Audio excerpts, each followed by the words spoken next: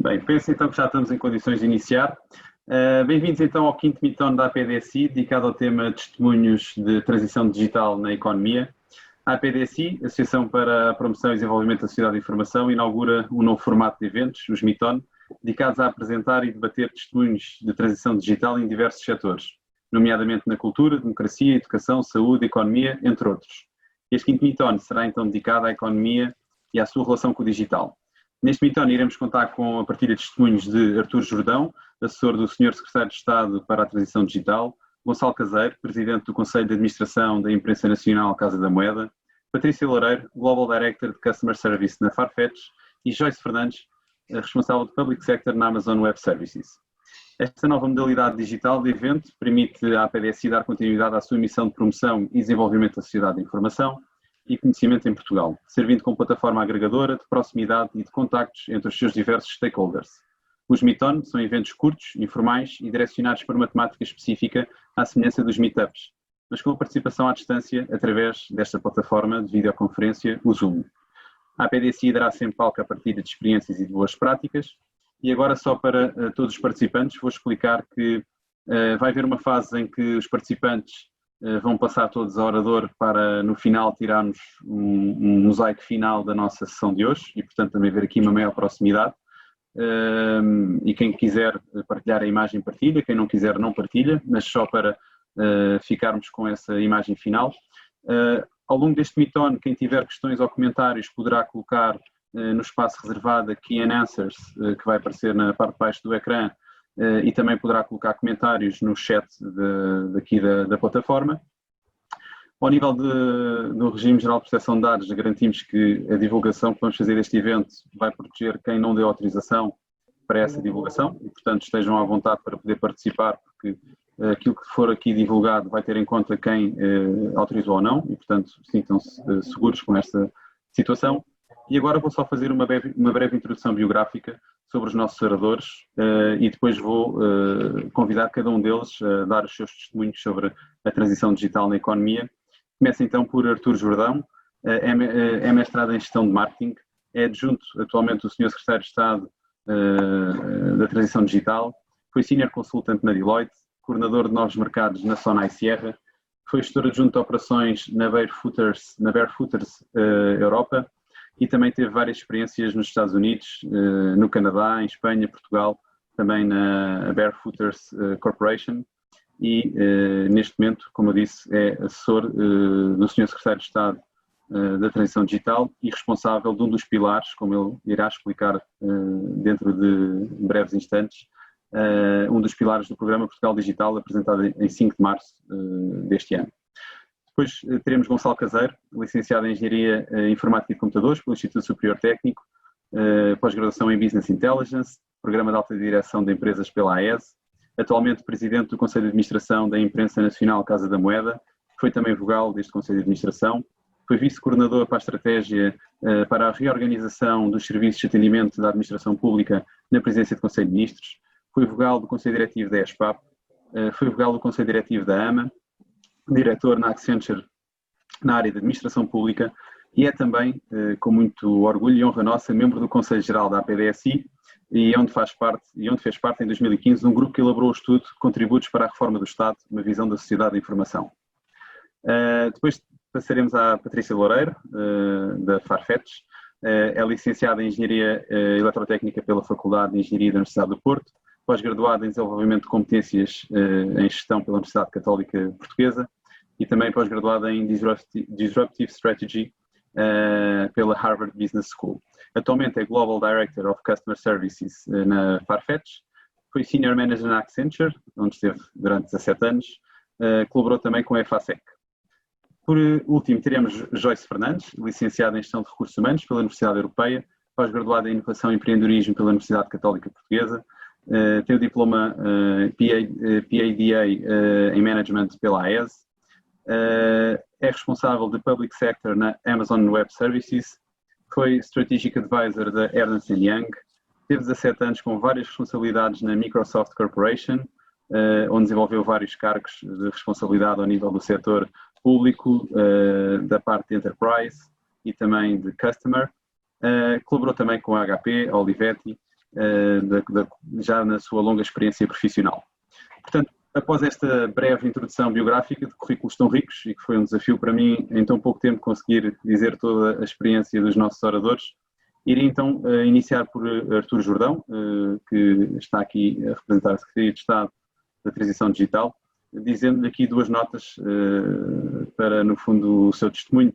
No passado dia 5 de março, portanto ainda antes de entrarmos em confinamento, não é, derivado a esta pandemia, o Sr. Secretário de Estado para a Transição Digital apresentou o Plano Portugal Digital e gostava de deixar aqui o desafio de nos contar um pouco como é que está a correr o plano, como é que o plano está construído, e depois também gostaria, se me permite, de lhe fazer um bocado a nota de uma curiosidade que temos, e acho que todos os participantes também poderão ter, que é que medidas é que foram implementadas nesta fase do Covid pelo Governo e em específico pela transição digital, portanto como é que as iniciativas, umas que nós já temos conhecimento, outras que não, mas acredito que muito se fez nesta fase. E deixaria estas duas notas para o seu testemunho, Artur, por favor. Obrigado, Miguel. Boa tarde aos restantes do painel e a todos os participantes. Em primeiro lugar, quero agradecer o convite que a APDSI fez à Secretaria de Estado e a oportunidade de fazer parte deste evento. E também congratular a Associação pelas iniciativas que tem desenvolvido, nomeadamente este fórum ITON para a partilha de ideias e experiências.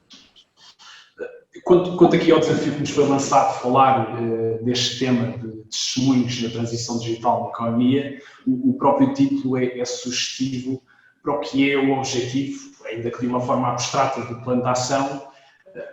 Ou seja, queremos que cada vez mais hajam testemunhos na sociedade portuguesa de exemplos de sucesso de transição digital. Quer sejam eles testemunhos de um maior número de pessoas que compõem a força de trabalho, capaz de enfrentar os desafios que o mercado impõe, naturalmente pela adoção de novas tecnologias, quer por observarmos uma transformação do tecido empresarial português. Igualmente dotado de capacidade e valências necessárias para serem negócios de sucesso e competitivos. Por último, mas igualmente também com grande relevância e importância, queremos observar que é uma máquina estatal a fazer um trajeto idêntico. Posto isto, e enquanto contributo da Secretaria de Estado, a qual represento, o Plano de Ação para a Transição Digital, como o Miguel bem indicou, foi apresentado no passado mês de março, assume-se como um motor de transformação do país, tendo como propósito acelerar Portugal e sem deixar ninguém para trás. Nesse sentido, e alinhado com a ideia inicial de estabelecer aqui 3 áreas de foco, as pessoas, as empresas e o Estado, foram identificadas 12 iniciativas prioritárias que se subdividem nestes pilares. Começando então, se calhar, deixando a área das empresas para o final, com maior enfoque, começo aqui a falar um bocadinho pela área das pessoas, que temos construído aqui uma lógica que irá impactar transversalmente toda a pirâmide etária. Estamos a falar dos jovens estudantes, que precisam de ter programas educativos e condições adaptadas à realidade das necessidades digitais do percurso académico. Uma população ativa que deve ser requalificada e formada intensivamente para se converterem em profissionais na área digital. E por último, a faixa sénior, onde se pretende ter aqui um cariz mais social para diminuir o número de infoexcluídos. Neste pilar, nesta área das pessoas, com medidas emblemáticas, posso enumerar tanto o programa de digitalização para as escolas, como o programa de formação Upskill, que visa precisamente esta requalificação da população ativa. Um programa de inclusão digital de 1 milhão de adultos e, por fim, também a tarifa social de acesso a serviços de internet, que promove também, de alguma forma, aqui a inclusão e uma maior literacia digital do país. No pilar Estado, sucintamente, o que se pretende aqui é haver uma facilitação de acesso dos cidadãos aos serviços e uma simplificação dos processos da administração pública, uma desmaterialização dos procedimentos administrativos e, para tal, nomeamos aqui como iniciativas emblemáticas a identificação dos 25 serviços públicos mais utilizados por cidadãos e empresas que têm que passar por um processo também de digitalização. Um aumento da oferta e tradução de serviços digitais de interesse à internacionalização. Por fim, focado também aqui na administração pública, a criação de uma estratégia cloud e a própria simplificação da contratação de serviços de tecnologias de informação e comunicação. Olhando agora concretamente para a economia e a vida das empresas, o foco passa por incentivar e promover ações que enquadrem as empresas nacionais num novo paradigma de desenvolvimento e competitividade, para desta forma facilitar a sua transição para a realidade digital. Neste pilar é importante referir aqui os 3 eixos orientadores. Começando pelo empreendedorismo e a atração de investimento, onde temos aqui uma visão ambiciosa de elevar a fasquia do ecossistema empreendedor, através de passarmos de uma realidade de 2.500 startups, que hoje em dia é um universo identificado, e 470 milhões de investimento, para 5.000 startups e 1 bilhão, ou se sermos mais concretos, 1.000 milhões na área de investimento. Para conseguirmos alcançar este objetivo, temos de continuar a criar um playing field atrativo e ser mais do que o país que organiza o Web Summit. Queremos criar um conjunto de ferramentas de informação de gestão que ajude a atrair mais investidores internacionais, ao mesmo tempo que ajude os nacionais a terem uma melhor noção do ecossistema para fazerem melhores investimentos. Queremos potenciar a rede nacional de incubadoras e dotá-las de mais valências orientadas às reais necessidades do mercado, pois será dessa forma que estas vão ser mais capazes de ajudar a converter ideias e tornar essas ideias em startups e ajudar as startups a tornarem-se casos de sucesso. Ainda neste eixo existe um caminho a ser trilhado, que é de criar aqui condições de uma aproximação do ecossistema das startups e do próprio ecossistema do empreendedorismo às universidades.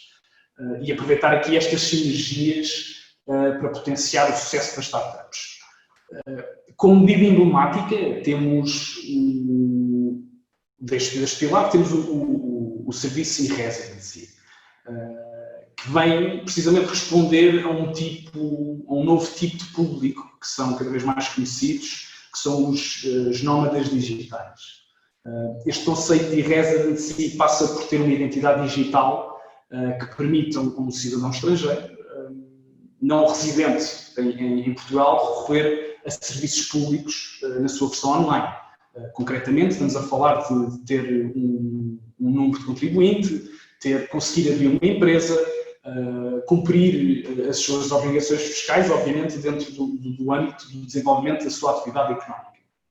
Isto tudo de uma forma remota, sem que ter necessidade de estar fisicamente em Portugal.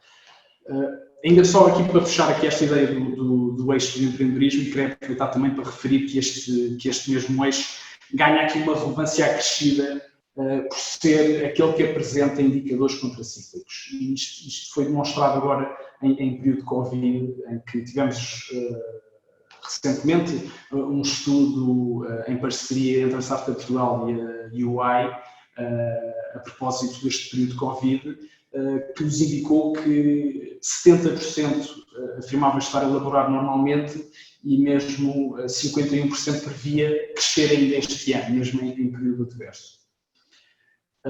O segundo eixo do pilar das empresas tem a ver com o tecido empresarial e um grande foco nas PMEs, que tem vertido muito do que é a tónica do programa da Indústria 4.0. De uma forma sucinta, estamos a falar que se pretende envolver 20.000 empresas, requalificar e formar 200.000 trabalhadores e financiar 350 projetos transformadores. Pretende-se promover aqui um levantamento do nível da maturidade digital e cibersegurança do tecido empresarial, que depois irá fazer uma ponte e ajudar aqui ao desenho do que será o investimento e a qualificação digital e setorial. nós olhamos para este eixo com duas frentes muito importantes, que têm de convergir e alcançar o mesmo patamar no processo da transformação digital. O que quer dizer com isto? Por um lado, a gestão de topo das empresas tem de perceber a importância do digital no seu negócio, que de um modo geral, com a crise pandémica, temos observado esse comportamento, mas esta consciência não chega per si só ter um site de vendas ou uma página de Facebook. Para se realmente alcançar esta transição, é importante olhar para toda a cadeia de valor do negócio. Na segunda frente, que tem que acompanhar, é precisamente a força de trabalho, que precisa se qualificar e adquirir competências digitais que conjuguem com este processo de transformação que é pretendido. Em termos de medida, identificámos aqui a capacitação das PMEs do interior. Precisamos, precisamente, reconverter estes trabalhadores destas regiões em trabalhadores nas áreas das tecnologias de informação, comunicação e eletrónica. Por fim, o terceiro eixo, que é o da transferência do conhecimento científico e tecnológico para a economia, como o próprio nome indica, o que pretendemos aqui é criar canais e projetos que liguem o tecido empresarial aos polos científicos. Estamos a falar de universidades, centros de interface tecnológicos, collabs, em que estes atores da área científica têm um papel extremamente relevante para transpor o conhecimento que vão e que estão a desenvolver em tecnologias como a inteligência artificial, a supercomputação, a cibersegurança, que têm cada vez mais um papel decisivo na competitividade das empresas e do próprio país. É nesse sentido que medidas como as zonas livres tecnológicas, estamos a falar de espaços físicos, localizações para a demonstração e testes de novas tecnologias, com um quadro legal que lhes permita fazer esses mesmos testes, e os Digital Innovation Hubs, que são redes colaborativas que incluem centros de competências digitais específicas, com o objetivo de disseminar a adoção destas tecnologias digitais avançadas por parte das empresas, em especial das PMEs. E bom, Artur, não sei se já estava mais ou menos a chegar aí ao fim do plano e se ia também falar ainda das questões específicas do Covid, só por uma questão aqui da gestão do tempo. Não sei se tem aí mais esta segunda parte também, ou se voltamos à frente depois na segunda parte. Não, como quiser, Miguel. Aqui apenas dá nota que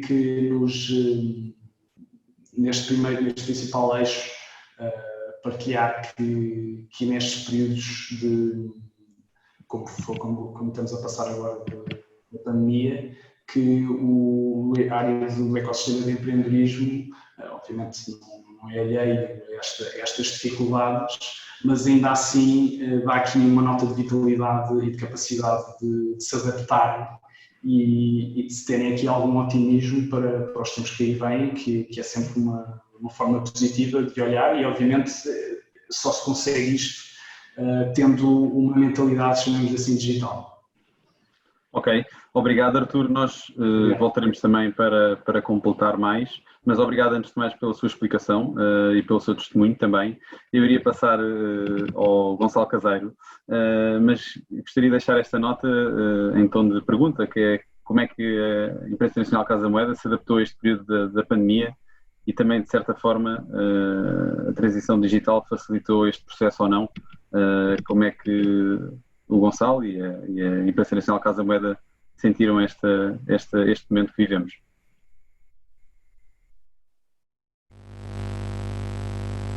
Nós estamos a ouvir, Gonçalo. Não sei se...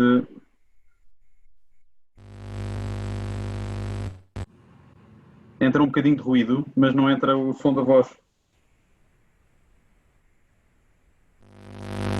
E agora, conseguem-me ouvir? Agora sim, agora sim. Ok, muito bem. Problemas técnicos aqui neste mundo mais digital. Miguel, permite-me que, em primeiro lugar, agradeça o convite da PDSI e permite-me que felicite a professora Helena Monteiro e toda a sua equipa por estas iniciativas tão bem-vindas, sobretudo nestes tempos diferentes que estamos a viver e em que não podemos estar todos juntos fisicamente. Saúde naturalmente não só a ti, Miguel, mas aos meus todos os colegas de painel. Eu preciso de explicar um bocadinho qual é que foi o sentimento, eu diria não apenas meu, não apenas da INCM em particular, mas eu acho que um bocadinho de todas as empresas, sejam elas públicas ou privadas, porque vivemos todos um momento sem precedentes. Imagino que todas elas tenham vivido momentos de tensão, questionando-se o que fazer, reduzir headcount, reduzir custos fixos não variáveis, como é que o haveriam de fazer? Porque tivemos uma quebra inédita do lado da oferta e da procura. E depois questionando-se também, e uma tensão com as áreas com a sua área de vendas, porque muitas vezes havia produtos para colocar na logística, porque podiam ser feitas algumas vendas, mas questionando se era esse o momento para porem pessoas em chão de fábrica e exporem pessoas ao risco a que estariam sujeitas. E sinceramente, vi muito poucas respostas a este tipo de questões e de tensões, mas vi muitas opiniões para estes temas. No caso da INCM, nós para responder a estas questões e para nos prepararmos, voltamos àquilo que são os nossos valores da nossa origem. Explicar o que é que isto quer dizer e explicar um bocadinho com a história da própria imprensa nacional. Em 1911, a imprensa nacional foi a primeira empresa do país, sem que a lei obrigasse, a criar uma jornada de trabalho de 8 horas. E foi também pioneira a criar caixas de previdência para os trabalhadores e para as suas famílias. E, portanto, as pessoas estão mesmo no centro daquilo que fazemos. E diria que, em primeiro lugar, respondendo àquelas perguntas que eu estava a fazer, a nossa preocupação foi para a base de proteção acrescida que queríamos dar aos nossos trabalhadores. Depois, também temos que perceber o nosso papel na sociedade, porque é que a INCM foi criada, para que é que serve, e o nosso papel enquanto entidade de confiança que permite um melhor funcionamento da sociedade, mesmo em condições adversas. E também isso, voltamos à nossa história, percebemos um facto muito curioso. O Jornal Oficial, hoje o Diário da República, só deixou de funcionar durante as invasões francesas. Não houve nenhum outro momento da história que ele deixasse de funcionar. E, portanto, outro dos nossos valores, naturalmente, é a operação de excelência que queremos sempre ter. E, para equilibrar estas duas questões, eu diria que soubemos separar aquilo que era essencial do que era acessório. Soubemos distinguir aquilo que eram os produtos que não podiam faltar na economia nesta fase. Os selos que marcam tabaco e bebidas, os cartões tacógrafos para que os nossos motoristas pudessem fazer importação e exportação, os cartões de cidadão urgente, ou os passaportes urgentes, as vinhetas para os médicos, as senhas de acesso aos cidadãos para a segurança social direta. E soubemos distinguir esses produtos essenciais daqueles que não iam causar um problema à sociedade, até por questões legais, e porque o legislador e bem suspendeu alguns prazos durante essa fase. E, portanto, conseguimos equilibrar aqui através dos nossos valores, conseguimos equilibrar essas duas questões. E depois, diria que, porque também somos inovadores desde a nossa gênese, não retiramos 1 cêntimo à inovação, não reduzimos investimento, zero. Continuamos a ter nas universidades portuguesas cerca de 80 pessoas que fazem parte do nosso Research and Development, da nossa investigação e desenvolvimento, cerca de 80 investigadores a trabalhar em projetos nossos, onde estamos a criar, por exemplo, o nosso próprio algoritmo de reconhecimento facial, onde temos uma patente mundial para uma tecnologia de selos biodegradáveis e não copiáveis, entre muitos outros exemplos. E para terminar, para tentar responder a essa pergunta, eu diria ainda que contribuímos e sentimos também a necessidade e a responsabilidade de contribuir para a sociedade. Se já não podíamos ter livros em papel, e é preciso ver que hoje os livros também são uma imagem de marca da imprensa nacional, passámos a disponibilizá-los online e gratuitamente. Devo dizer que nas primeiras semanas chegámos com cerca de 100 títulos e chegámos a mais de 150 mil pessoas. E como a sociedade precisava nessa altura também de equipamentos de proteção individual, adaptámos algumas das nossas linhas produtivas e criámos até um banco de voluntariado entre os trabalhadores para produzir viseiras nas nossas impressoras 3D e produzir viseiras para distribuirmos maioritariamente por centros hospitalares, etc. E para além disso, contribuímos aquilo como todas as empresas fizeram na altura. Oferecemos, por exemplo, 5 ventiladores ao Serviço Nacional de Saúde.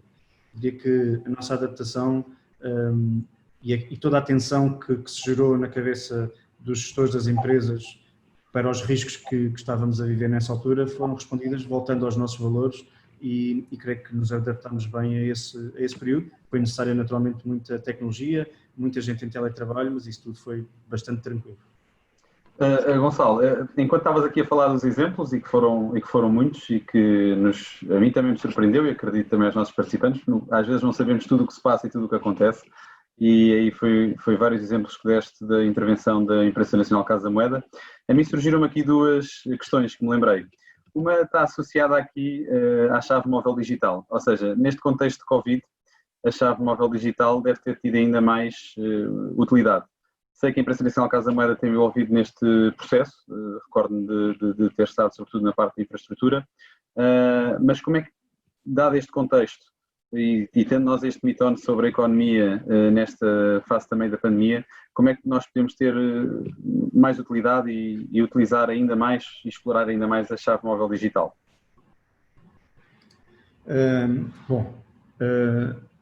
Em primeiro lugar, importa esclarecer que, apesar de termos dado o nosso contributo tecnológico e alojarmos plataformas e infraestruturas que possibilitam a existência da chave móvel digital, o projeto pertence e é liderado pela Agência para a Modernização Administrativa. Organismo, aliás, com quem temos o maior prazer em colaborar, desde a sua implantação, e a quem aproveito para, mais uma vez, publicamente também, parabenizar por esta iniciativa, pela chave móvel digital, uma iniciativa, que eu diria, de uma política relativa à identificação eletrónica. Eu concordo contigo, acho que provavelmente o Covid teve maior efeito do que qualquer grande campanha publicitária e foi provavelmente o maior impulsionador e o maior amigo da chave móvel digital em termos de massificação da sua utilização. E é a utilização de um produto que justifica a sua existência. Eu diria que provavelmente podemos fazer ainda mais do que isso, não é? Creio que acho que é preciso estabelecer um modelo em que se crie incentivos nos operadores económicos para disseminar ainda mais a identificação digital soberana. E isso implica, por exemplo, em verificar as atuais dificuldades e os atuais custos de qualquer processo de KYC, de Know Your Customer, porque do nosso ponto de vista da INCM e na nossa tecnologia INCM de identificação digital, a identificação digital não se esgota na autenticação ou na assinatura, mas no suporte a todo e qualquer processo de KYC. E depois é preciso ir construindo casos, setor a setor, que demonstrem que as empresas beneficiariam em utilizar esta tecnologia com a identificação soberana e fidedigna incorporada nos seus próprios processos.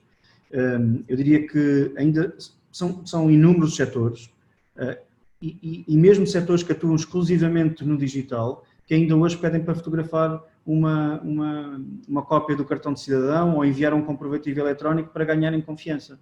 E, de facto, porquê? Não vejo nenhuma razão para que isso aconteça, desde que a identificação digital continue, a tecnologia permita e toda a estratégia de identificação digital do Estado português permita que, com interface, etc., que isso seja possível. E eu lembro-me muito bem da antiga Ministra da Presidência, a professora Maria Manuela Leitão Marques, me alertar que o cartão de cidadão físico não ia durar para sempre, portanto alertando a Imprensa Nacional Casa da Moeda, que tem as fábricas que o produzem, o cartão físico não ia durar para sempre. Eu concordo com isso em absoluto. O futuro é de facto a identificação digital. Porém, se queremos alcançar rapidamente esse futuro e essa transformação digital do país, temos que conseguir que essas soluções sejam capazes de ter uma forte implementação na economia. Isso implica acompanhar, atualizar, investir também em comunicação, em marketing e até em modelos de negócio associados a isso mesmo, para obrigar esses produtos a crescer e até a internacionalizarem-se. E isto podem parecer fábulas, que eu estou aqui a dizer, mas há provas irrefutáveis. O cartão de cidadão e o passaporte são exemplos irrefutáveis de que parcerias entre organismos públicos e empresas do setor empresarial do Estado funcionam. E até exportamos esses produtos. A Imprensa Nacional exporta hoje passaportes e cartões de identificação para outros países. Aliás, exportamos 10% do nosso volume de negócios, que em 2019 foi de 100 milhões de euros. Portanto, é possível que a chave móvel digital seja ainda mais do que autenticação e assinatura, que seja parte de uma estratégia de identificação digital, e é possível, se houver mais colaboração, que a transformemos e que ela faça ainda mais sentido para a transformação digital da economia. Acho que temos um momento único para criarmos todos sinergias com o chapéu do plano do próprio governo. E acho que isso pode acontecer e pode ser bastante relevante para a economia. Sim, compreendo o que dizes, mas eu ainda tinha aqui mais uma pergunta muito rápida, para também não consumirmos muito mais tempo, mas desta tua última explicação aqui sobre a chave móvel digital e tudo o que está à volta e aquilo que ainda pode ser, vem-me aqui à memória uma situação que aconteceu há uns anos atrás, que depois não avançou, que era as notificações eletrónicas, que era a possibilidade do Estado comunicar com as pessoas de uma forma totalmente eletrónica e isso retirar muito daquilo que é a materialização e o papel da ligação do Estado com as pessoas, a nível das finanças, a nível da segurança social. Isto para a Casa da Moeda, sendo uma casa tão histórica e com tantos anos e que trabalha tanto também as produções, o papel e tudo isso, e os exemplos que acabaste de dar são exemplos já de uma grande transição digital, uma grande digitalização já presente na Imprensa Nacional Casa da Moeda. As notificações eletrónicas que vêm transformar tudo isto serão uma oportunidade, uma ameaça? Como é que vês isso para a Imprensa Nacional Casa da Moeda e não só, e também um pouco para o país em global? Essa pergunta é uma provocação. A provocação porque nos associas ao papel. A provocação porque nós não estamos envolvidos no projeto de notificações eletrónicas. Portanto, enfim, deixa-me tentar responder-te da seguinte maneira. A Imprensa Nacional Casa da Moeda tem 700 anos de história e um dos motos da casa é a tradição de inovar. Nós temos consciência, e não é difícil de imaginar, que ao longo destes 700 anos de história muitos dos nossos produtos foram sendo descontinuados, inutilizados por sucessivas evoluções tecnológicas que os foram tornando obsoletos, desnecessários, burocracia. Mas sabemos que ao longo dessa história a única razão que nos faz estar aqui ainda hoje é porque nos soubemos reinventar. E reinventar significa apostar na inovação e antecipar e criar necessidades para o futuro. Não é por acaso que uma fatia significativa do nosso orçamento está investida em investigação e desenvolvimento e sabemos todos que os produtos que essa investigação e desenvolvimento vão fazer nascer vão tornar antiquados os produtos que hoje estão a financiar essa investigação e desenvolvimento. Nós não sofremos do dilema do inovador, para citar o livro do professor Clay Christensen. Não temos esse problema. Sabemos que temos que nos canibalizar a nós próprios, canibalizar os nossos próprios produtos com outras coisas que queríamos. E se calhar, e assumimos naturalmente e vemos com bons olhos qualquer modernização em qualquer forma, seja ela em forma de notificações eletrónicas ou em outra. Temos que encontrar aí o nosso espaço e como é que nós podemos contribuir. Mas eu diria, por repetido, aquilo que disse há pouco, acho que temos uma oportunidade única de criar sinergias ao abrigo e sob o chapéu do plano lançado pelo Governo. Acho que devemos apelar todos a que haja uma maior colaboração no setor público, entre a administração direta e indireta e o setor público empresarial do Estado, e se calhar nós temos um papel também a desempenhar nas notificações eletrónicas, porque somos uma marca muito respeitada na economia e em quem todos os cidadãos depositam confiança. Portanto, se existe esse projeto, e tendo nós já uma operação de excelência a fazer muitas outras coisas, se calhar estar envolvido era bem pensado, mas isso depende de quem liderar o projeto naturalmente, e se temos aí o nosso papel. A minha pergunta não era uma provocação, eu lembrei-me porque na altura em que se falou disso, por estar também no setor das tecnologias de informação, também estive envolvido, e veio-me à memória essa pergunta e por isso também, no seguimento da tua explicação, lancei essa questão. Obrigado pelo teu testemunho e pelas tuas notas sobre esta transição digital. Ficamos aqui também a saber que na Imprensa Nacional Casa da Moeda muito se fez no Covid, muito ainda está a fazer-se para a frente, para a inovação e para aquilo que será os próximos desafios. Saber que a Casa da Moeda exporta também é importante, porque é tecnologia nacional, é produtos nacionais que entram noutros sítios do mundo. E por falar em produtos e outros sítios do mundo, eu passaria agora à Patrícia Loureiro, da Farfetch, que sei que terá testemunhos também muito interessantes para partilhar connosco, e se calhar até numa direção distinta daquela que nós estamos habituados a ouvir. Não vou adiantar muito mais porque a Patrícia, de certeza que nos irá aqui dar um eu tinha aqui, não é, neste mote, as minhas notas neste mote da transição digital são um bocadinho diferentes daquilo que eventualmente é o resto do painel, sobretudo, bem, talvez não Amazon, sobretudo porque, como é de conhecimento público, a Farfetch nasce digital, não é? Ela nunca foi outra coisa que não digital. O que é interessante numa altura destas, acho que sobretudo nos deu, ou se provou que é um modelo provavelmente mais resiliente do que o modelo tradicional. Nós neste momento estamos a ver year on year um crescimento de tráfego na plataforma na ordem dos 60%, de vendas na ordem dos 25%.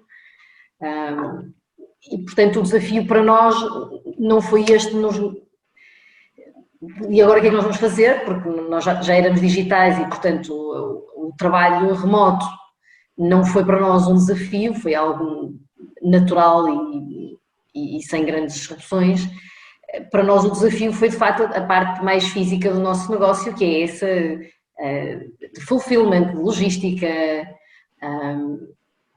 e também de proteção àquilo que é o nosso ecossistema, as nossas boutiques e as nossas marcas, muitas delas muito pequeninas, pequenas lojas nas pequenas ruas de Veneza ou de Florença, familiares, o mesmo negócio há 3 gerações e que de repente, se não é Farfetch, não tem forma de escoar toda a coleção que já têm comprado para a primavera-verão. E portanto aqui a nossa preocupação foi muito de proteção deste ecossistema, de ajudar o nosso ecossistema a subsistir, quer por uma questão, e eu aqui associo muito àquilo que o Gonçalo disse, quer porque está dentro daquilo que são os nossos valores. A Farfetch tem um conjunto deles, sendo o primeiro Be Human e o último e único em português, apesar de ser uma empresa internacional, que é Todos Juntos, e estes dois nortearam muito das nossas decisões e, portanto, nós fizemos de facto um waiver direto às penalizações aos nossos parceiros que não conseguiram operar porque tinham pessoas doentes, porque havia lockdowns nas suas zonas, etc. Fizemos movimentação massiva de mercadorias para os nossos armazéns próprios, onde fizemos fulfillment das encomendas em nome dos nossos parceiros e sem cobrar isso. Fizemos das minhas equipas de customer service, acho que um esforço imenso de empatia com clientes existentes e outros novos que se socorreram da nossa plataforma em situações de outra forma não fariam e há casos ternurentos lembro-me de um casal já com uma certa idade em Espanha que nos ligou, queriam imenso, não viam os filhos há bastante tempo, queriam imenso comprar-lhes algo para lhes enviar, não sabiam escolher dentro daquilo que era a idade e o estilo dos seus filhos e portanto partilharam as páginas de Facebook, etc, e nós fizemos aqui um bocadinho um esforço, não só tentar ajudar a escolher o melhor produto possível para cada filho, mas também de ajudar este casal a comprar online que nunca tinha feito, não é? Portanto, fizemos todo o processo com eles e portanto eu acho que é aqui de facto uma oportunidade, e outra vez ligando ao que o Gonçalo disse, uma oportunidade de trazer para a economia digital e para o mundo digital pessoas que até hoje não sentiram essa necessidade e portanto há aqui um trabalho que é feito por uma série de organismos de Estado e também por nós, empresas privadas, que fazemos o nosso trabalho. Eu já tive essa conversa com o Miguel, não é? Nós somos um negócio essencialmente digital, mas a verdade é que nós ligamos a clientes de 190 países a boutiques de 50 países. Portanto, sendo um negócio muito digital, é um negócio que tem uma cadeia logística muito importante, foi talvez o nosso maior desafio e continua a ser, dentro do Covid. Não podemos esconder que essencialmente Itália foi o maior desafio que sentimos. Itália é uma grande fonte daquilo que é o nosso supply e tudo aquilo que nós vendemos. É também um guardião, e a Europa continua a ser um grande guardião, mas não só, de uma parte que não é nada digital do nosso negócio, que eu acho que cabe aqui falar, que é uma parte do que são as antigas técnicas artesanais que conferem aos produtos de luxo a sua exclusividade. E que importa se calhar aqui perceber que a transição digital também ajuda a manter aquilo que é histórico e que é de valor nas nossas tradições e este arts and crafts e tudo aquilo que é manual. E reparem, nós temos designers fabulosos a trabalharem com artesãos que trabalham prata na Índia, aquela sapataria por modelo toda cozida à mão em Itália, etc.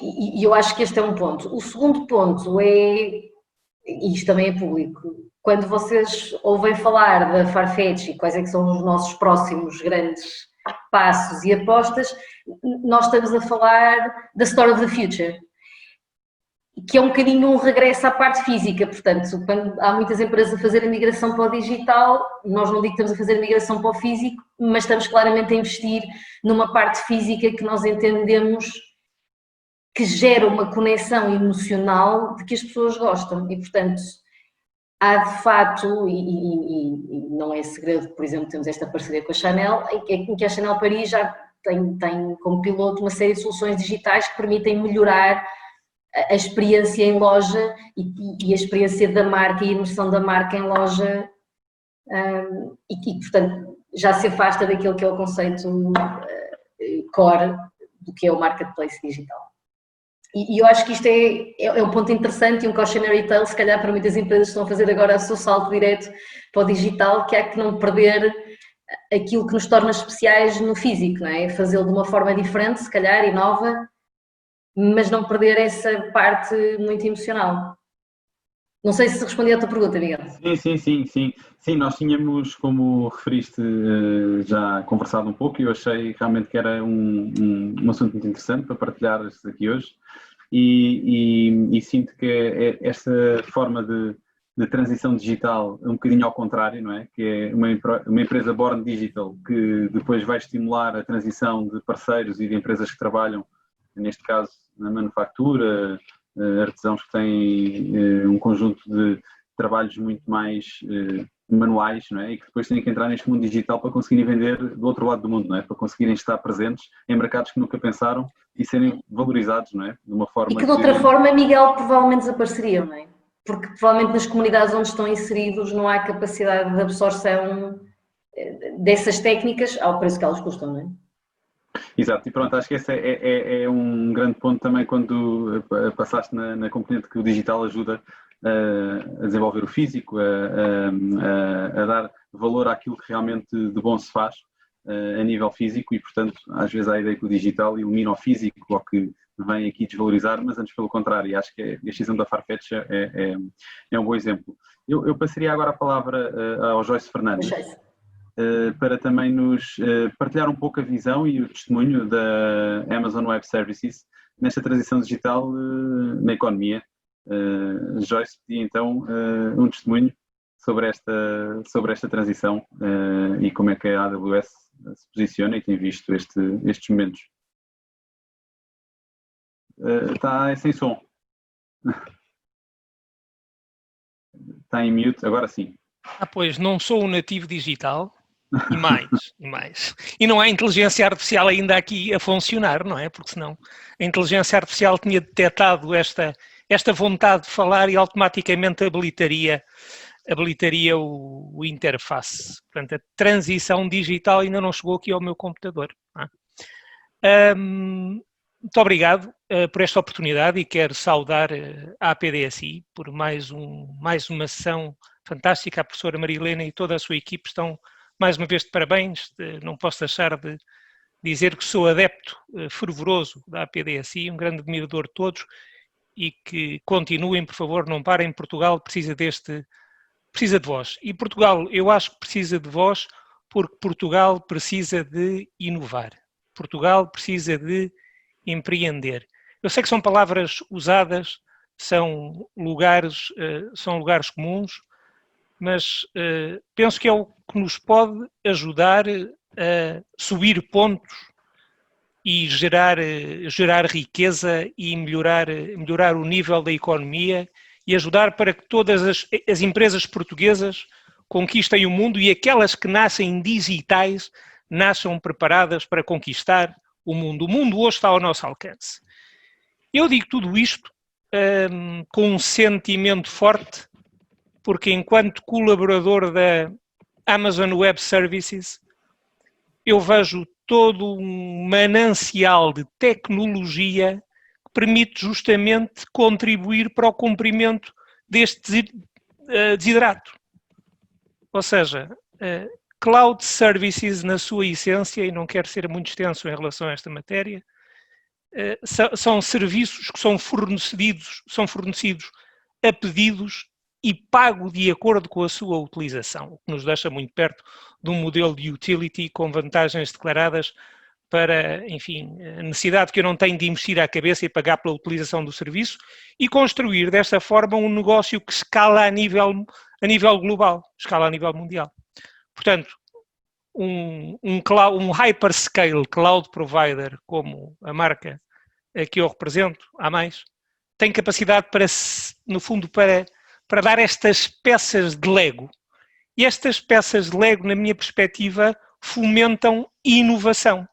Quando nós olhamos para a inteligência artificial, quando nós olhamos para machine learning, e, enfim, que sai das nossas plataformas AWS, o feliz proprietário de uma fábrica de calçado, por exemplo, em São João da Madeira, não perceberá intuitivamente como é que a inteligência artificial o pode ajudar. Mas uma coisa ele sabe, que não conhece os seus clientes e os seus clientes não conhecem a sua marca. Que tal eu, enquanto cliente, com um simples telemóvel ou uma pequena câmara, que fotografo o meu pé, tiro o molde e automaticamente forneço à fábrica de calçado todas as indicações necessárias para que seja produzido o sapato à medida e entregue ao domicílio. Portanto, transição digital, transformação digital, inovação, capacidade para empreender. Tudo isto, todos estes ingredientes saem da oferta de cloud services. Portanto, eu acredito que cloud services são fundamentais, são essenciais para gerar inovação, para gerar disrupção. E nós temos acompanhado ao longo da nossa existência, portanto, para quem não sabe, a AWS é líder mundial no fornecimento de cloud services, confirmado pelo Gartner. Estamos cá há mais tempo, estamos cá há 16 anos, em Portugal abrimos o escritório há cerca de 2 anos. Não só por esse mundo fora, mas em Portugal também, nós temos assistido ao desenvolvimento e crescimento de um sistema de startups que em Portugal é muito interessante, é muito forte. O Estado tem feito um excelente trabalho a impulsionar este movimento. Obviamente, Patrícia, que aí está, sentirá a dimensão das palavras. Já não estou a chamar uma startup, já é uma grande empresa, mas falo também, por exemplo, na OutSystems, que é um cliente e parceiro nosso, que também tem impacto na nossa economia, tem peso na nossa economia e obviamente fizeram apostas estratégicas em cloud services. Durante este período do Covid, contribuímos de uma forma muito interessante também, ajudando e colaborando com todas aquelas organizações públicas e privadas que tiveram, no fundo, o desafio de responder a uma procura crescente de consumo de serviços e que não estavam disponíveis, e através dos cloud services conseguimos agilizar e melhorar a capacidade das organizações e, expectavelmente, as necessidades das pessoas. Vou parar aqui um bocadinho, estar aqui a falar sozinho e para o boneco é um bocado complicado. Miguel, conversa comigo, que é mais fácil. Não, eu estava a ouvir e realmente até os exemplos aqui de Portugal, quer da Farfetch, quer da OutSystems, que são parceiros e clientes da AWS, são exemplos que nasceram já no digital, não é? E que conseguiram ter o sucesso praticamente universal, não é? Praticamente em todos os países do mundo, e foi algo que saiu de Portugal, e isso naturalmente deixa-nos sempre com algum orgulho.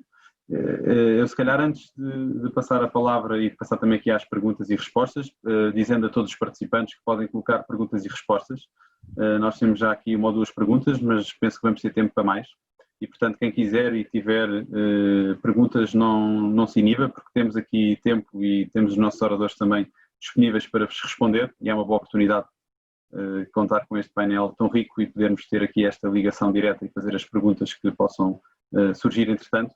Mas, Joyce, eu só ia perguntar uma coisa desta intervenção que fez, que era se efetivamente Portugal, como é que está Portugal em relação a outros países do mundo, uma vez que a AWS é também uma empresa praticamente presente em todos os países. E essa é uma questão que eu tenho. Pronto, eu sou muito português e muito nacionalista, digamos assim, por isso gosto destes bons exemplos. Eu espero que tenha os portugueses são portugueses e orgulhamos-nos de ser portugueses e somos excelentes. Eu acho que o português perfil português tem características ímpares que o transformam em vencedor nos 4 cantos do mundo, e falo com experiência em relação a essa matéria, e Portugal tem muita capacidade para conquistar.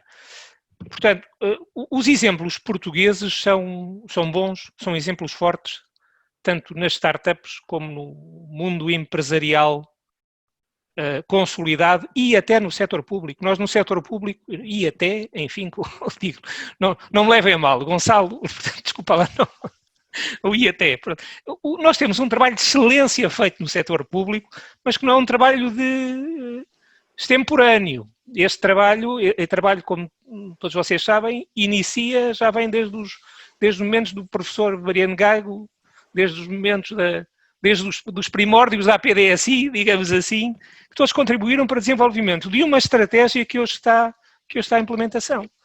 Agora, se olharmos para os resultados do DESI 2020, que acho que valia a pena olhar-se para esses resultados, e acredito que o Artur Jordão os tenha e o Sr. Secretário de Estado que os tenham na mira, não é? Quando nós olhamos para os resultados do DESI, como é que o nosso país é comparado a nível europeu com outros países, percebemos claramente que existem áreas onde temos que focar. A área das competências é clara, e o Artur Jordão focou declaradamente. A área das pequenas e médias empresas, crítica, portanto, temos aí que fazer um trabalho também mais forte. E a área do setor público, que é uma área que aparece, e não me admira como uma área líder, mas que obviamente tem desafios muito rápidos para os quais temos que ter capacidade de resposta, e o Gonçalo Caseiro mencionou-os, identificou-os perfeitamente. Portanto, eu diria que face à comparação com os nossos congêneres europeus, há trabalho a fazer. A AWS está em Portugal para ajudar as organizações públicas e privadas e startups para saberem interpretar da melhor forma a utilização da tecnologia e para inovarem consistentemente. Portanto, temos trabalho para fazer, mas eu não tenho dúvida rigorosamente alguma que como país vamos ganhar. Obrigado, Joyce, por esta segunda intervenção.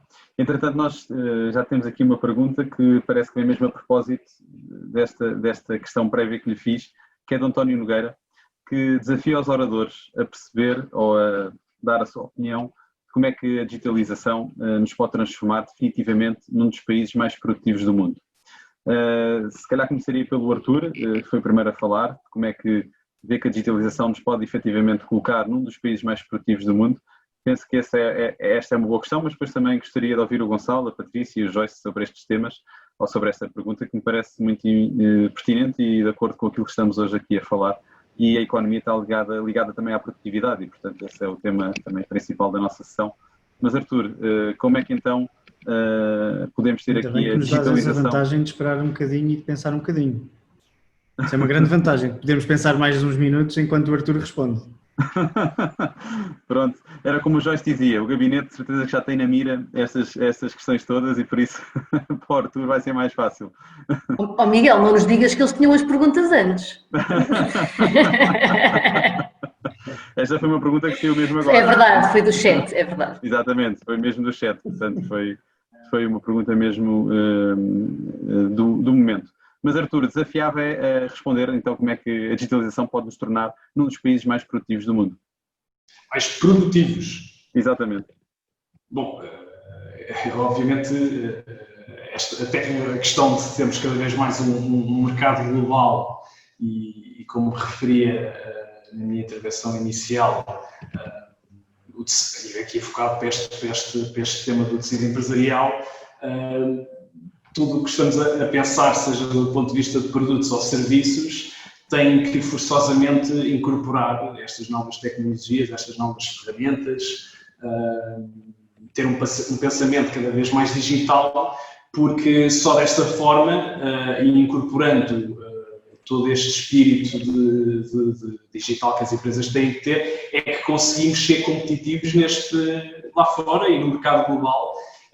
E nesse sentido, e pegando aqui também um bocadinho na linha de pensamento que o Joyce estava a transmitir sobre os indicadores do DESI, efetivamente temos que olhar para todas as componentes, claro, traduzem depois e se convertem numa posição competitiva, que é olhar para a conectividade e pensar Portugal, que do ponto de vista infraestrutural tem que ser aqui um first mover e adotar as tecnologias como o 5G.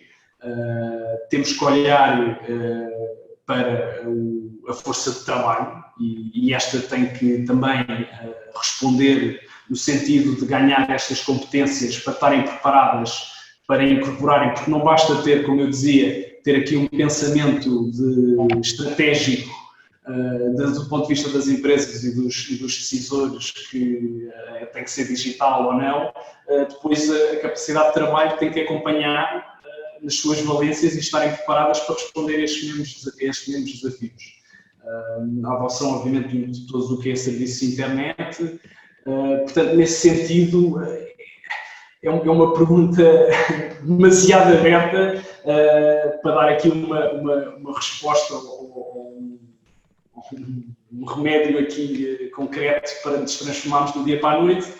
Obviamente vai ser um processo que o plano de transação digital olhou para ele e sabe que são anos e também, pegando aqui numa das coisas que o Gonçalo falou há pouco, que é, apesar do plano ter sido apresentado em março, mesmo antes do período do Covid, acabou por trazer aqui esta externalidade benéfica, que é a aceleração, exatamente, e consciencialização que esta transição digital tem de acontecer.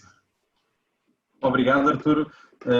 E eu passaria também ao Gonçalo e à Patrícia, e também depois ao Joyce, para então darem também um bocado da perspectiva de como é que a digitalização pode então tornar mais produtivos. Sim.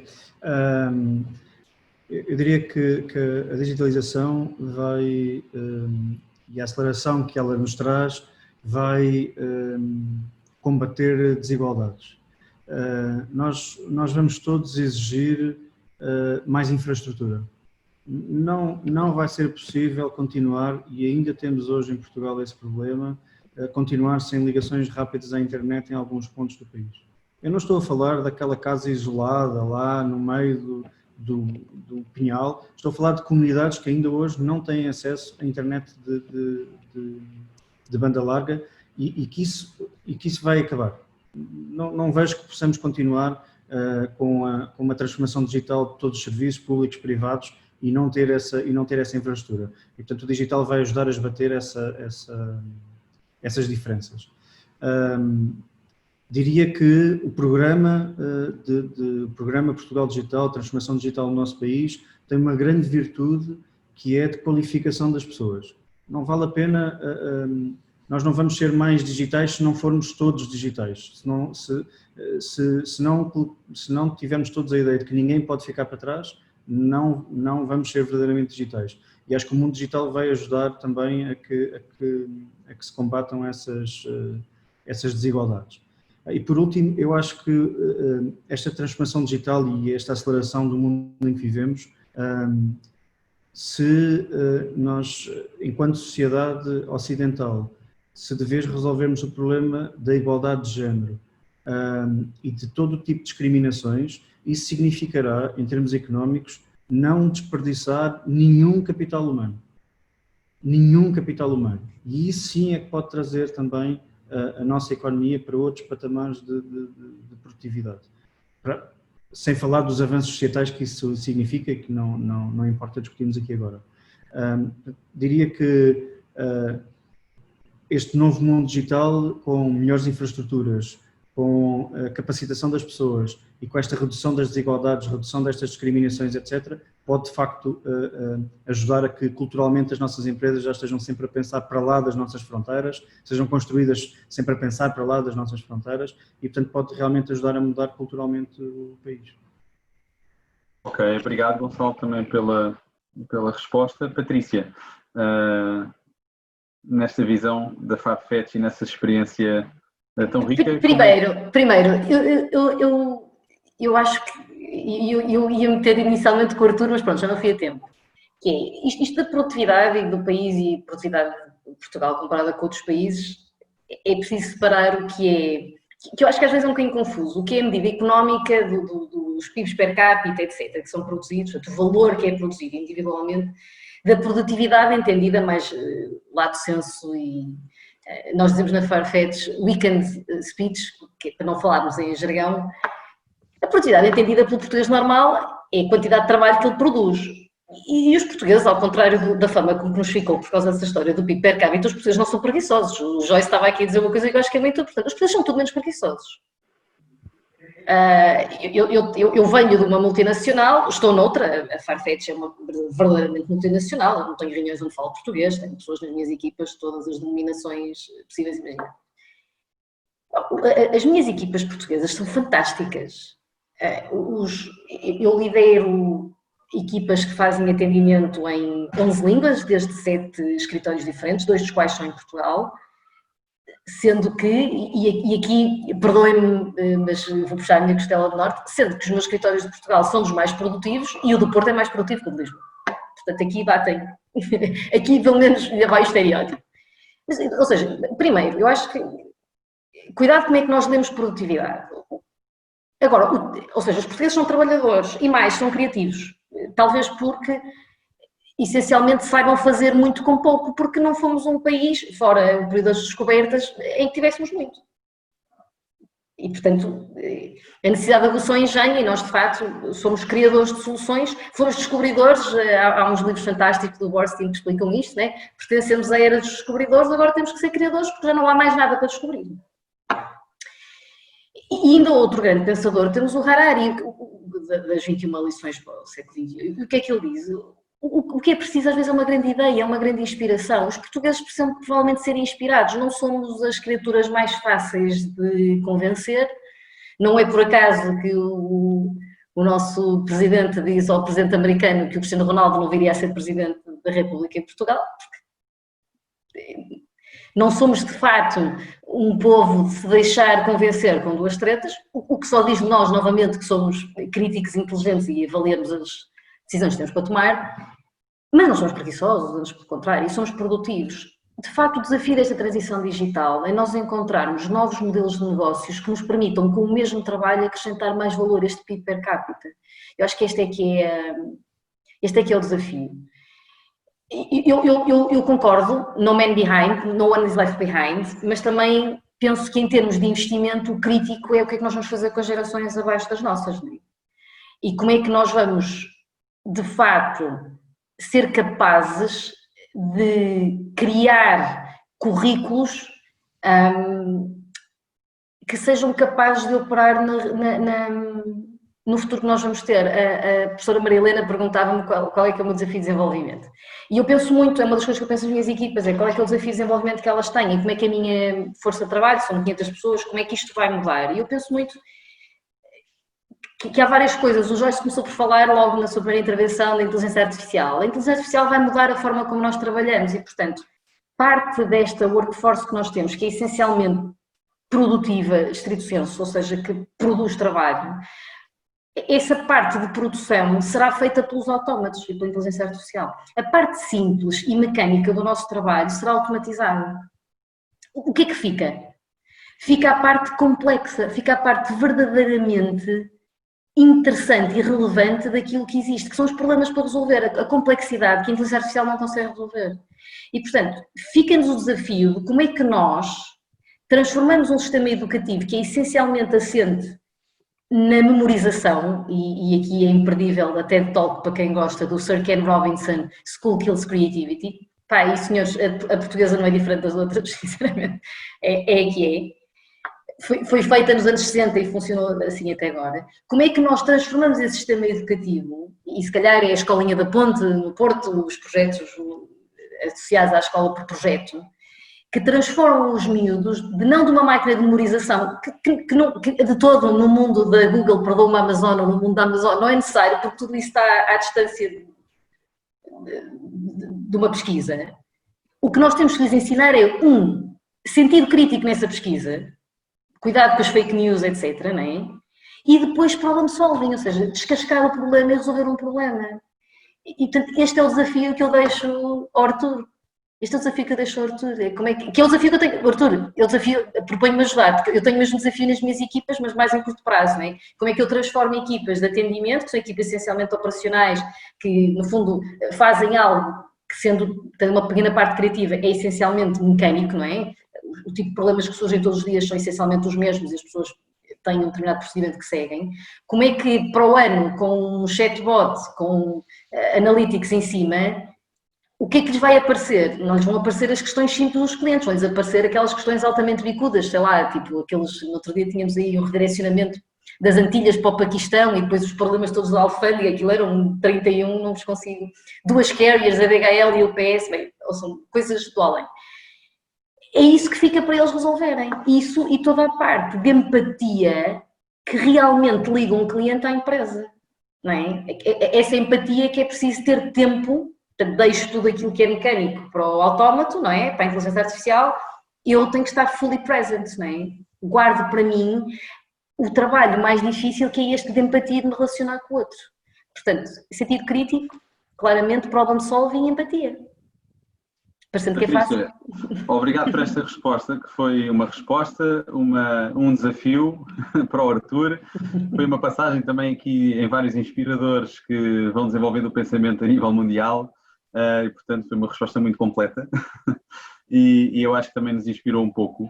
Eu também, Joyce, gostava de ouvir um bocadinho aqui esta visão, porque a AWS também sendo uma multinacional e também sem termos comparativos, mas antes de passar ao Joyce, só fazer uma nota que nós agora estamos aqui a ter muita animação nas perguntas e respostas, que estão quase como um chat, das intervenções que os oradores vão fazendo, as pessoas vão apoiando e vão reforçando alguns pontos. Portanto, aconselho a todos os oradores também a passarem por lá, porque estão lá várias referências às intervenções que estão a fazer e muitas delas engraçadas e dentro muito do contexto e neste espírito que também que estamos aqui a ter de sermos portugueses e, portanto, isto é engraçado porque vamos sempre buscar este nosso orgulho que muito estimamos. Mas, Joyce, como é que então a digitalização pode nos tornar mais produtivos? Eu vou bater basicamente na mesma tecla, vou seguir ali a Patrícia e vou dizer-lhe que aos portugueses, se calhar, falta um bocadinho de ambição e insubordinação. Ou seja, ambição para quê? Ambição para conquistar o mundo, sim, é possível. Ou seja, não é preciso nascer do outro lado do Atlântico. Deste lado do Atlântico, nós hoje podemos conquistar o mundo. Se olhamos para cá, temos a casa da Patrícia, a Farfetch, temos a OutSystems, temos belíssimos exemplos, mas pensemos numa Netflix. Uma Netflix opera completamente em cima de cloud services. Trago do meu lado. Ou seja, a plataforma de cloud coloca o mundo aos nossos pés. Nós temos uma ideia, desenvolvemos uma aplicação e temos os clientes ao nosso alcance. Ou seja, se nós conseguirmos, eu dou outro exemplo que há bocadinho via, outro exemplo AWS, uma ideia fantástica, uma marca Peloton, que é uma marca de bicicletas que tem um sistema interessantíssimo em que todas as pessoas que adquirem aquela bicicleta depois têm lá um softwarezinho e fazem provas umas com as outras. Eles com esta ideia já são 100 mil funcionários. Ou seja, isto aconteceu. Peloton aconteceu há 2 ou 3 anos. Portanto, sim, é possível. Portanto, nós temos DNA, a tecnologia hoje democratiza. Os cloud services permitem-nos democratizar o acesso à tecnologia. A tecnologia equaliza, obviamente que inclusão social, sim, obviamente que não podemos deixar ninguém para trás. Mas acho que, sob o ponto de vista das infraestruturas, temos tudo. Só precisamos de cultivar mais ideias, só necessitamos de espicaçar mais o conhecimento. Patrícia, 10.0 educação. Temos agora, Arthur, não é? Digitalização das escolas. Epá, que não seja que não seja só da... Como é que eu quero dizer isto? Não vou dizer, pronto. Mas que, enfim, que se pense na transformação da educação, que se pense no resultado a obter. Sir Ken Robinson dá umas excelentes pistas e vou-me calar, acho que nós somos capazes, contem connosco, a AWS Portugal, para vos ajudar a todos. Muito obrigado. Joyce, obrigado e também por essa referência da educação, que também foi uma passagem da Patrícia e que acho que todos também percebemos que é determinante no futuro a forma como nos posicionamos na educação e as gerações que serão vindouras. Nós agora, só dizer duas notas, vamos continuar aqui nos restantes minutos com mais algumas perguntas que entretanto chegaram, porque o debate está quente e está aqui com perguntas interessantes. Estamos a passar um questionário de satisfação a todos os participantes, que eu peço que respondam com a vossa opinião sobre a sessão, e também estamos agora a colocar o mosaico de todos os participantes, e portanto quem quiser partilhar a imagem partilha, quem não quiser não partilha, e portanto só para termos aqui uma percepção de que neste mundo digital existimos mesmo, não é? E que não somos só aqui 5 pessoas a falar para um conjunto de atendizes que aqui vão aparecendo. Portanto, isto é mesmo verdade e está mesmo a acontecer. E estas são também às vezes, assim, print screens que temos que ter para perceber que é real. Gonçalo, há aqui uma pergunta que está a aparecer um pouco de diversas formas, e penso que possa estar associada à descrição que fizeste daquilo que a Imprensa Nacional Casa da Moeda fez no Covid, já está a fazer há alguns anos esta parte, que é que inovações é que destacarias que a Imprensa Nacional Casa da Moeda tem em mãos em mente, não é? Qual é que seria o top 3 das inovações da Imprensa Nacional Casa da Moeda nesta fase? Estás em mute. Peço desculpa. Agora sim. Eu diria que nós trabalhamos muito o facto de sermos uma entidade de confiança, um terceiro de confiança para a economia. Portanto, posso destacar um projeto, porque também passou ali nas perguntas, um projeto em blockchain. Nós estamos com a Autoridade Tributária e o Banco de Portugal a criar letras e livranças digitais sobre tecnologia blockchain. Já as vendemos hoje em papel na imprensa nacional e o objetivo é digitalizá-las, continuando a obedecer à mesma Convenção de 1932 dos vários países que aceitam essas letras e essas livranças. Parece uma coisa do passado, mas não é. Temos uma startup portuguesa, a Raise, por exemplo, que utiliza esse tipo de mecanismo para fazer financiamento colaborativo de outros projetos e, portanto, é bastante interessante podermos colaborar e introduzir, o Estado a introduzir na economia uma ferramenta digital que pode ajudar os outros. Depois centramos-nos muito naquilo que são os nossos selos de segurança. E para nós um selo que está hoje em dia numa garrafa de vinho para proteger a marca, ou um selo que está num tabaco, num maço de tabaco por questões fiscais e de saúde pública, tem tecnologia que é possível, que nos garante que ele não é copiável de forma alguma, mas também que podemos aproximar o nosso telemóvel e ver se aquele selo é verdadeiro e no futuro até perceber outras coisas sobre aquele produto que está ali através de uma simples app no telemóvel. Temos essa tecnologia, uma patente mundial nossa desenvolvida com a Universidade de Coimbra e com o Instituto Pedro Nunes. Ao nível da identificação digital, nós temos tecnologia de identificação digital, de reconhecimento de dados biométricos, e aí trabalhamos muito, as nossas parcerias estão mais ali para o norte do país, com a Universidade das Nações Unidas, o Minho e a Universidade do Porto, no sentido de criar a tal tecnologia de identidade digital capaz não só de autenticar e de assinar, mas também de, por exemplo, obedecer a todos os requisitos de um processo de Know Your Customer para que a identidade soberana possa servir para dar mais confiança àquelas empresas que trabalham o mundo digital. Diria que há N coisas que estamos a fazer e, obviamente, a forma como queremos ter novas ideias para a imprensa nacional é muito numa base de inovação aberta e é por isso que temos o maior prémio português nas áreas de engenharia, 1 milhão de euros anual, para que os portugueses, em particular os investigadores nas universidades ou startups, possam vir ter connosco e dar-nos ideias para produtos que a Imprensa Nacional Casa da Moeda possa ter no futuro ao serviço da economia. Obrigado, Gonçalo. Penso que então ficaram os principais e esse prémio também é um grande estímulo e um grande incentivo. Efetivamente, 1 milhão de euros é um valor muito considerável e isso estimula naturalmente a aparecer vários projetos. Entretanto, temos aqui uma outra pergunta que eu dirigia, portanto, ao orador, aos oradores que quisessem responder, e que foi aqui o António Nogueira que colocou, e que refere que, de acordo com a visão do Gonçalo, temos de ser todos digitais, até porque somos poucos. Valorizar esta coisa ímpar de sermos portugueses, como dizia o Joyce, é essencial. Ou seja, será que o digital é uma forma de nós nos tornarmos mais e maiores? Perguntaria ao Arthur, por exemplo, se sente que o digital pode nos transportar para uma dimensão superior.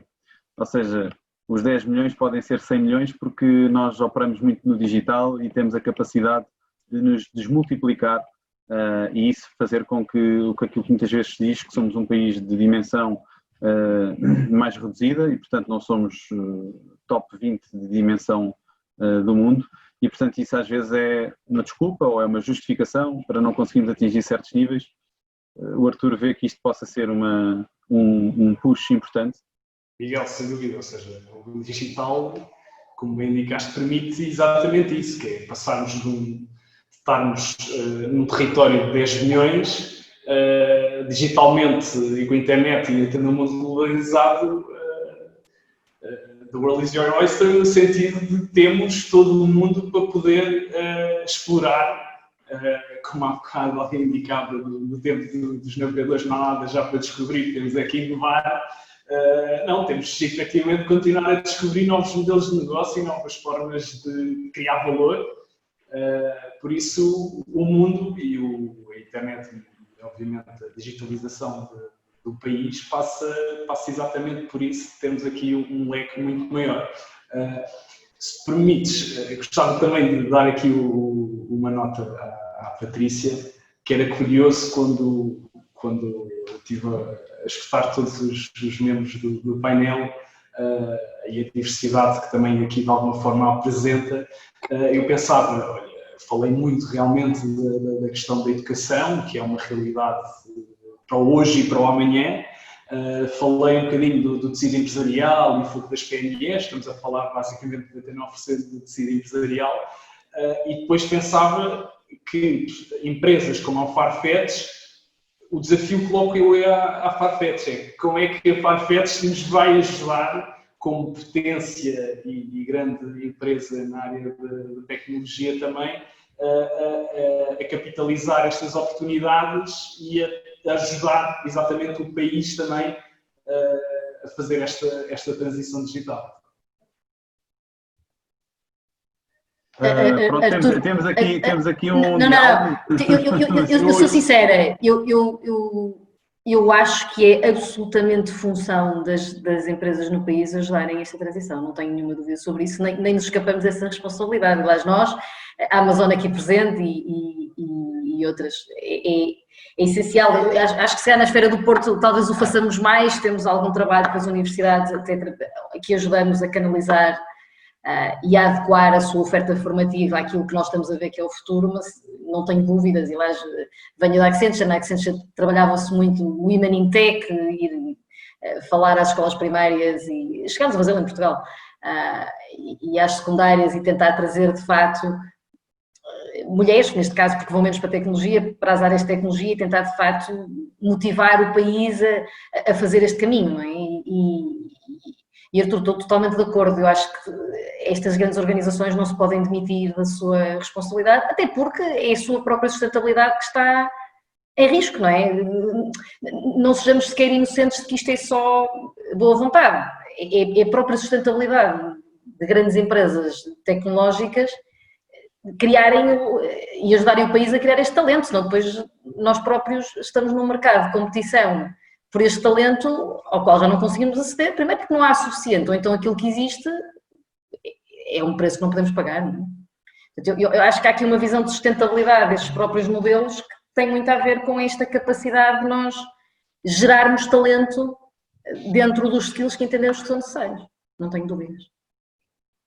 Obrigado, Patrícia, pela resposta. Nós temos aqui mais 8 minutos até à nossa hora limite aqui do nosso evento.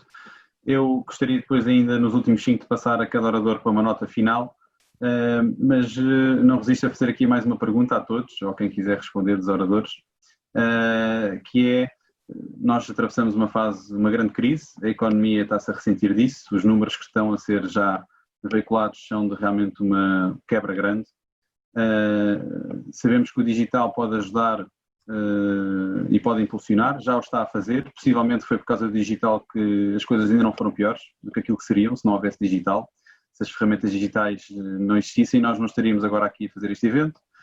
Muitos de nós, se calhar, não teríamos ter conseguido fazer o teletrabalho e estávamos confinados e literalmente sem nada que poder fazer. Mas eu lançaria, se calhar, só esta questão que é como é que nós podemos estimular a economia e como é que nós conseguimos medir esse estímulo que nos próximos meses, anos, que vamos levar a recuperar desta crise, como é que será fundamental as pessoas perceberem que atitudes é que governo, empresas, cidadãos possam ter para, de uma forma assim prática, se conseguirem dizer 2 ou 3 medidas ou ideias para estes setores, para empresas, governo, cidadãos, que consiga acelerar esta recuperação económica. E o digital já provámos que ajuda, mas vamos precisar aqui de uma ajuda exponencial. Como é que o digital pode dar essa ajuda exponencial? Não sei quem é que quer começar a responder, mas era esse um bocado o desafio.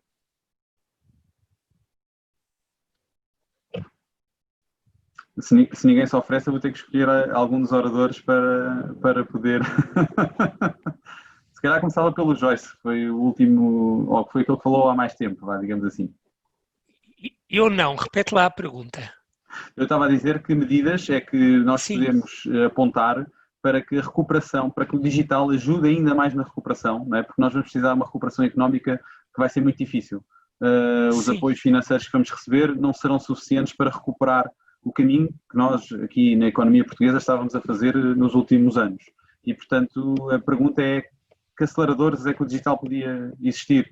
Por exemplo, se todos trabalhássemos com mais cloud, se calhar é uma situação que agradaria à AWS porque percebe e é o seu core, seria interessante ou não? Medidas que pudesse ver que acelerassem.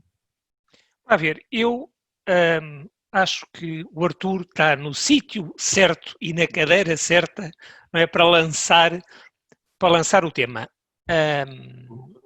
A ver, não estou com isto a fugir à resposta.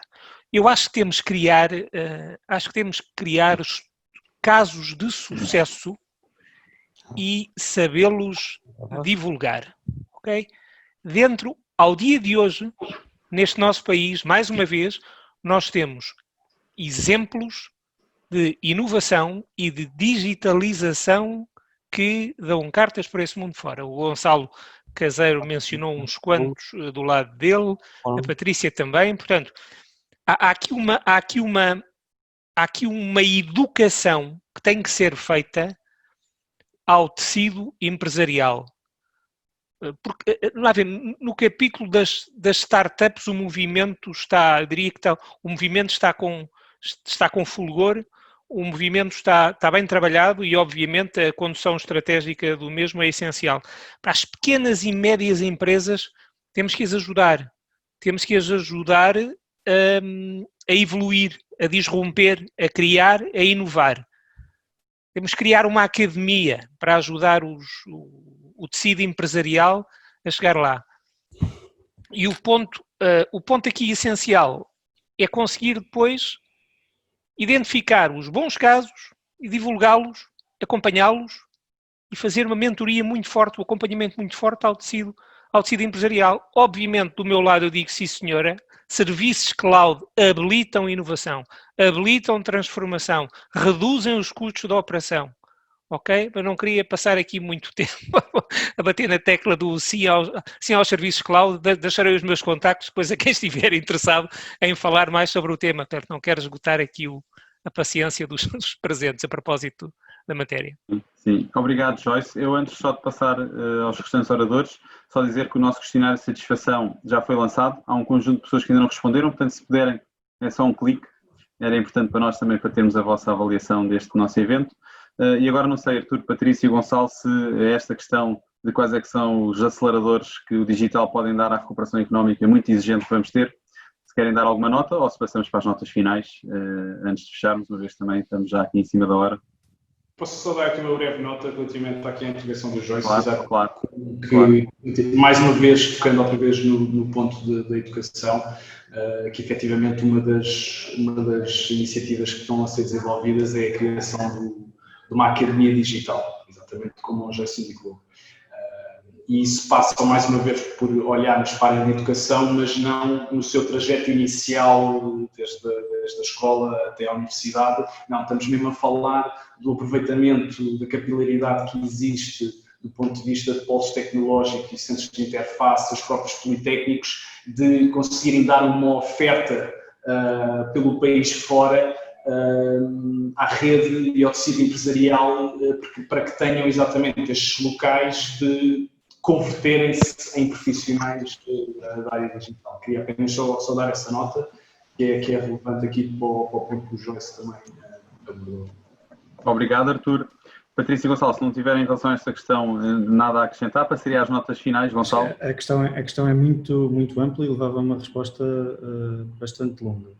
Uma das coisas que aconteceu com este ciclo da pandemia foi a total destruição do turismo. O turismo representava em Portugal 6 anos 3%, o ano passado 8 e tal, e para todos termos noção do que isto significa, o país que mais turismo tem no mundo tem 10% e é a Islândia. Estou a descontar aquelas ilhas tipo Maldivas, etc. Para percebermos o impacto que o turismo já tinha na nossa economia, percebermos que estávamos perto daquilo que é o teto de vidro dos países que mais turismo têm no mundo. E parar 10% de uma economia, não parou muito mais do que isso, mas parar 10% de uma economia de repente é uma coisa muito difícil de concretizar. Eu acho que tem que haver uma visão setor a setor para que possamos recuperar e queremos acreditar todos que é isso que o próprio Governo está a preparar, pelas notícias, pelo menos pelo que vamos fazendo de acompanhamento mediático. Mas a pergunta levaria aqui uma resposta muito longa e só o digital não é de certeza aquilo que vai ser panacea para todos os males. Obrigado, Gonçalo. Eu então, falta aqui 2 minutos para a nossa hora e gostaria então de convidar cada um dos oradores a poder fazer uma nota final. Se calhar começamos pela ordem inversa que iniciamos e sugeria ao Joyce que pudesse fazer a nota final, depois passaríamos à Patrícia, ao Gonçalo e fecharíamos com o Artur. Do meu lado, quero agradecer a oportunidade, quero agradecer o convite. Aproveitaria para convocar todos aqueles que estão a assistir, que infelizmente não os consigo ver, nem cumprimentar, agora também com o distanciamento isto torna-se mais complicado, mas no fundo convocá-los para somarem opiniões, entregarem contributos. Acho que a APDSI é um excelente motor de desenvolvimento e de conhecimento, e do lado da Amazon Web Services reitero que estamos ao vosso inteiro dispor para vos acompanhar nesta jornada que é essencial, neste rumo e nesta trajetória. Muito obrigado. Obrigado, Joyce. Patrícia? Eu faço minhas as palavras do Joyce, acho que se a transição digital é, como já vimos, tão chave para o país, o papel da APDSI é extremamente relevante nessa transição. Da minha parte em particular, agradecer imenso esta oportunidade, é um prazer estar aqui e um orgulho. E dizer só que se aprendi alguma coisa neste tempo que estive na Farfetch, um gigante digital que assim nasceu, é que na sua gênese a transição digital é como qualquer outra passagem, qualquer outro ritual de crescimento, é essencialmente mais fácil quando nos agarramos aos nossos valores, e o Gonçalo também falou nisso. E se vos posso corporizar isso em alguns exemplos em particular, diria, dou-vos estes dois durante estes últimos meses. Já estou a filhota veio aqui chamar. Desculpa. Ainda bem que fazes muito bem e ela está a alegrar a sessão com a sua participação. Isto é um creme. E essencialmente queria dar-vos 2 exemplos, foi muito engraçado. Quando podes, vai perguntar ao papá, podes. Mas esse creme é do papá, vai perguntar ao papá. Essencialmente 2 momentos. Quando ocorre a pandemia, há uma carta emitida do nosso CEO aos nossos clientes, onde nós divulgamos o nosso plano e uma campanha especial para proteger e suportar as nossas boutiques, que é o Rescue Boutiques. Eu ajudo e salto em vez da Patrícia e depois ela completa, pode ser, Miguel? Pode ser. Porque assim conseguimos um bom equilíbrio entre a vida profissional e pessoal, boa? Como sempre. Obrigado, Gonçalo. E salto para pegar numa coisa que ela disse anteriormente, que era, às vezes, inspirada no livro das lições para o século XXI, às vezes basta uma boa ideia. E, de facto, é verdade. Há duas coisas que distinguem as empresas. O seu propósito e porque é que elas existem e as suas pessoas. Tudo o resto nós podemos copiar. Alguém pode chegar e fazer uma tecnologia igual a da Farfetch, copiar o modelo da Amazon, os mesmos fornecedores, alterar matérias-primas, copiar uma fábrica, tudo isso é possível de replicar. Aquilo que não é possível de replicar são as pessoas e o propósito, porque é que aquela empresa existe. É isso que eu não consigo, uma empresa que nasce agora não consegue copiar de uma Amazon ou de uma Farfetch. É o propósito delas, porque é que elas nascem, a visão de quem as fundou. Portanto, pegando naquilo que a Patrícia dizia, que às vezes é preciso uma grande ideia, é de facto preciso, às vezes, as empresas terem essa grande ideia e terem esse propósito da forma como se apresentam à sociedade, que problema é que elas estão a tentar resolver, e depois a transformação digital ser uma consequência natural disso, ser uma consequência apenas porque a tecnologia vai ajudar a cumprir melhor esse propósito. E acho que esse é o posicionamento. Às vezes basta de facto uma grande ideia, como dizia a Patrícia. Eu diria que se todas as nossas empresas tiverem este propósito e souberem colaborar e olharem sempre para lá das nossas fronteiras, isso aliás devia estar na lei, quando se cria uma startup hoje em dia, ser pelo menos pensar a nível europeu, eu acho que de facto vamos conseguir dar a volta. Portanto, agradecer-vos a todos por ter tido esta oportunidade de participar e deixar com uma mensagem de inspiração também para o nosso futuro, que bem vamos precisar para ultrapassar esta crise. Obrigado, Gonçalo. Patrícia, não sei se queres concluir. Estás em mute? Agora sim. Por favor, toda a gente viu que aquilo era pasta dos dentes, Patrícia, não devias ter enganado a criança. Já estava com ela pela cara toda. Ou pela creme e pela unha, estou contente. Não, queríamos dar dois exemplos. Acho que, voltando a isso, eu acho que a Farfetch acho que saiu bem desta crise dentro do possível, também por um grande sentido de comunidade e de valores, e de facto na resposta a esta carta que o nosso CEO envia e esta campanha do Support Boutiques, em que nós de facto dissemos aos nossos clientes, vamos ajudar a suportar estes pequenos negócios que de outra forma a pandemia irá fechar. Tivemos imensas reações e novamente, como eu sou a diretora de serviço a clientes, recebo muitas dessas comunicações. Clientes que nos disseram, I'll do my part and buy at Farfetch. A seguir segue-se o tema do Black Lives Matter, nós colocamos também o nosso statement, nos vamos focar em melhorar as carreiras da nossa Black Employee Network, vamos suportar Black Designers, etc. Em resposta a isso, não me esqueço de um tweet espetacular de um cliente nosso no Middle East que diz well, my Black VIP S will spend 20k at Farfetch this year. Eu acho que é fantástico, fora o cómico da situação, obviamente, é fantástico perceber que no limite, digital ou não, as pessoas ligam-se às ideias e ligam-se aos valores e, portanto, o apelo que eu faço é que estas empresas portuguesas que ainda estão a fazer a transição para o digital não percam esse coração e aquilo que as define. Isso acho que é o mais crítico. Obrigado, Patrícia, por este testemunho e por este fecho.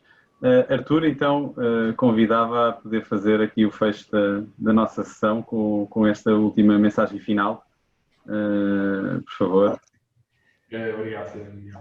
Pronto, agradecer também mais uma vez o convite e dizer que foi com muito agrado que participei neste painel. Foi muito interessante na troca aqui de experiências e de visões sobre o que deve ser a transição digital no país. E termino então por dizer que ainda há pouco, na minha intervenção inicial, mencionei que não deveríamos apenas ser reconhecidos como o país que organiza o Web Summit.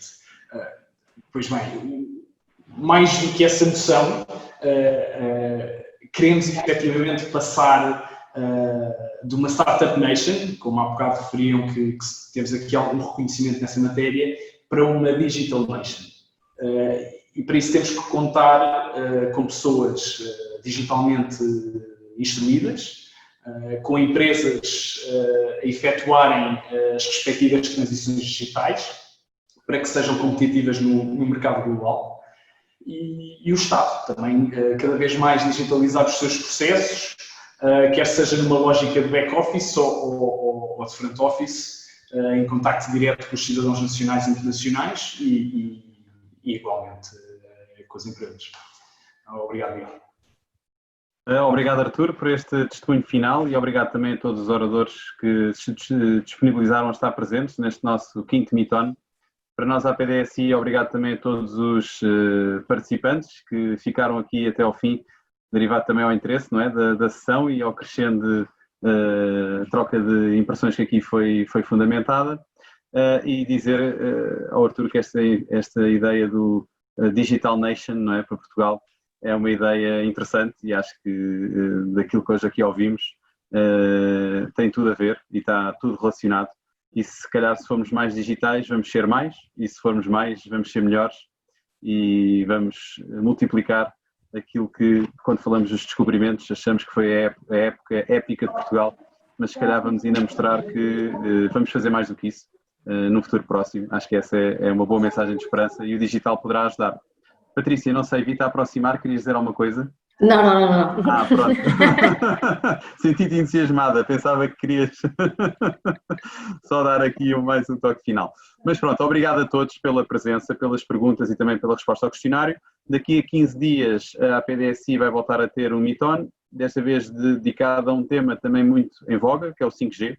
E portanto, se todos puderem estar, não percam, porque vai também ser um tema muito interessante e de certeza também com muitas iniciativas. É um tema que mexe muito na economia também, que é as comunicações e, portanto, será com certeza um tema interessante. Desejo a todos então o resto de boa tarde, continuem todos seguros e que vamos para a frente, porque temos aí um desafio muito grande para enfrentar, mas que é à medida de nós, Portugal. Um abraço, cumprimentos, até à próxima e obrigado pela atenção. Obrigado. Deus, boa noite, muito obrigada. Obrigado, boa noite.